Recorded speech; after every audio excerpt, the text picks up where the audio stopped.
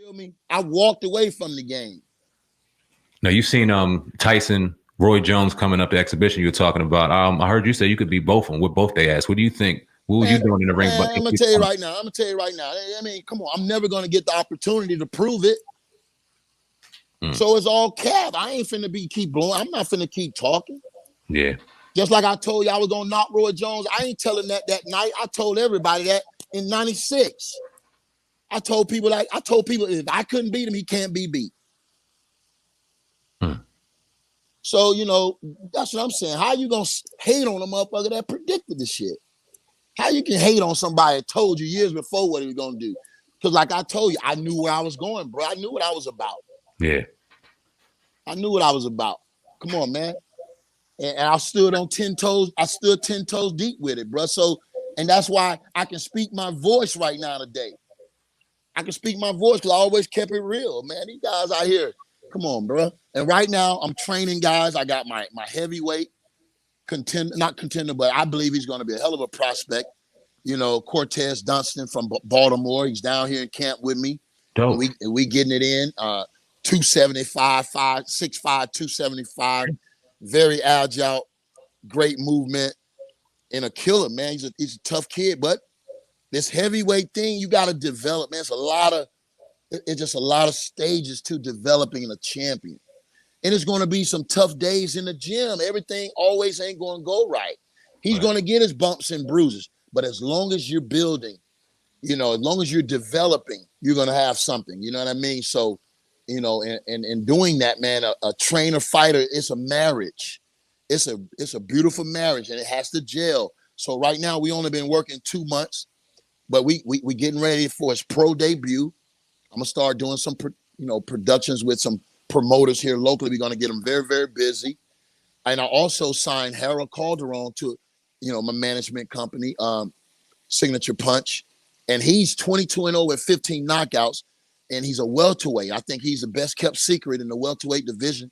We know the welterweight division is one of the hottest divisions in the game. Yep. A lot of tough guys in that division. But I think I got the best kept secret in the division, Harold Calderon.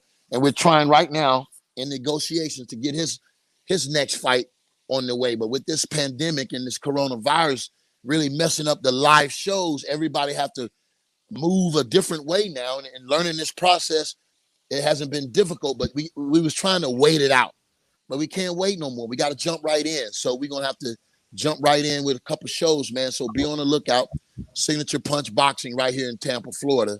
That's what I want all my fans to pay attention to, man. I got 2 fighters I think that's going to really make some noise out there.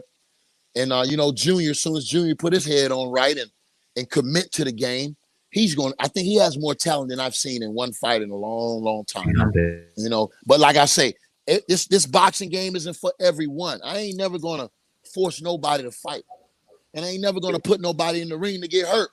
So if you ain't doing your work, then you're never going to be able to see the ring. But I tell people all the time, you got to live like a champion long before you earn the crown. You can't live like something else and think you're going to get in the ring and win the title. No, You got to live like a champion long before you get to that belt. So let's live like a champion. So when we get there, we take advantage of every opportunity and we succeed. That's what I did. I lived like a champion a long time before I got to the fight.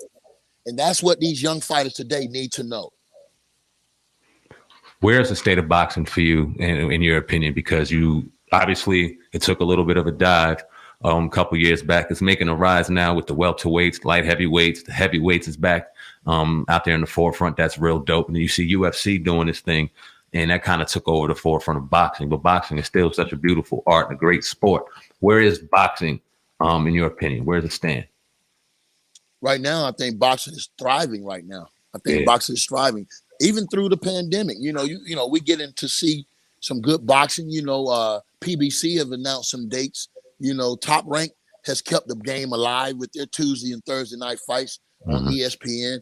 And then we got these young kids, man, coming up, man. Lopez finna fight, Lomachenko. This is a kid right here from New York. I think could be one of the best stories in the game. I mean, he's a real killer, man. I saw him when he knocked out when he knocked out the African that was a real tough guy. I can't think of his name right now, but that fight really showed me he was the truth.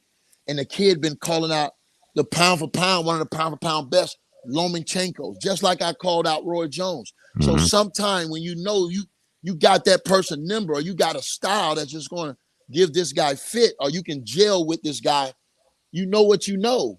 And I think this guy Lopez really knows what he knows.